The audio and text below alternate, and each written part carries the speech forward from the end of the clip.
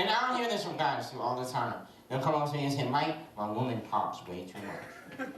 Like 24/7. Nang, nang, nang, nang, nang, nang, nang, nang, nang, nang. You know what my advice is to that guy? Stop complaining right now. Because she's doing you a favor. That's only the words that are coming out of her mouth. She's not telling you about the 7 monologues up there that she's protecting you from. Because she knows if all of them come out at the same time, your face will melt. No, at any given time, she could be talking about anything inside her ears.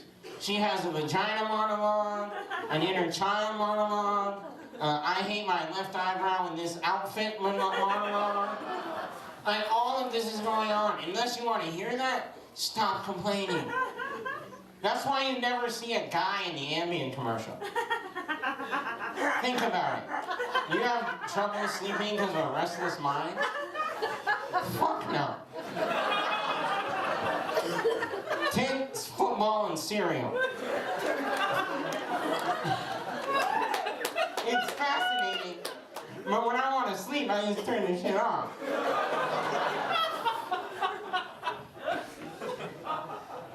And any guy that doesn't believe me, look at the woman closest to you right now. Whether or not she has a coat on right now was a 45-minute fucking conversation in her head. Like you guys were getting ready, like you were ready at 3 o'clock. She started to get ready at 3 o'clock. And she laid the coat out on the bed and said, you know what, I'm just gonna look at it when I walk by. And you're like, you know, it's getting colder outside, but, you know, we might go dancing later, and then I won't have anywhere to put the coat. Or you'd be like, you know what, I'm not gonna bring the coat. But then again, we always get stuck by the door, and there's a draft. Pretty sure that bitch Sheila has one too. And any girl not laughing right now is talking to the female next to her like, who the fuck told him that? Which one of you bitches will? They're not supposed to know that. Well, let's continue with this theme, shall we? You know what else we're not supposed to know, guys? Why they call us dogs. You ever been called a dog in a relationship?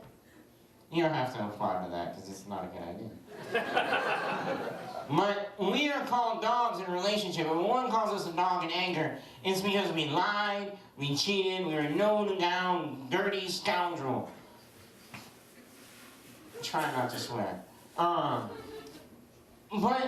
think about that. Think about your dog growing up. The little puppy. Not Tate's dog. My other dogs. They weren't lying, cheating, no good animals. They were loyal, they were cuddly. They wagged their tails when you came in the door. So, women, if what you said and came out of your mouth made any fucking sense, you'd call us cats. Okay? Because we don't act like dogs. You know why they call us dogs, though? Because for millennia, for thousands of years, they have been systematically training us with treats. Okay, guys? We need to get together and do something about this. Because think about it. Think about it, guys. Indulge me for a second. Close your eyes. Okay? Think about the first time you got a treat in the morning. Alright, get that? I have that image. That image is a light for me in dark places. But ladies, here's where you screw up. You never explained to us why we got the treat in the morning. So, in our little guy brain, we do the math and we figure every time the sun rises, that's a possibility. And that's why we follow you around like little pathetic fucking dogs in the morning. Like, it doesn't take me 13 minutes to brush my goddamn teeth. No, I'm waiting for an invitation into the shower, man. What was that? Did you say something? No? Cool. And I caught a glimpse of myself in the mirror one morning. And I started to whimper. Uncontrollably. And I remember one morning. Like, I was trying to get a treat so bad. I needed a treat. Like, we were late. She was running out the door.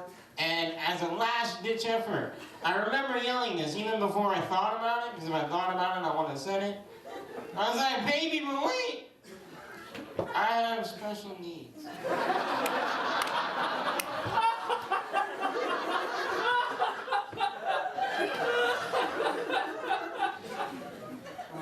I'm not proud of that.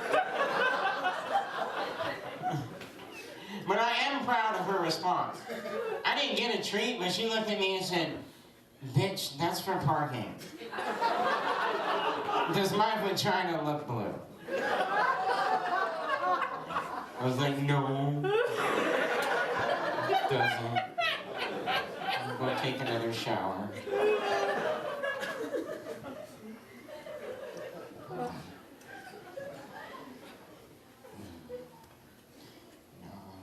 Speaking of dogs, I'm actually a dog lover. I'm a big dog fan. You know what I don't like? Pugs.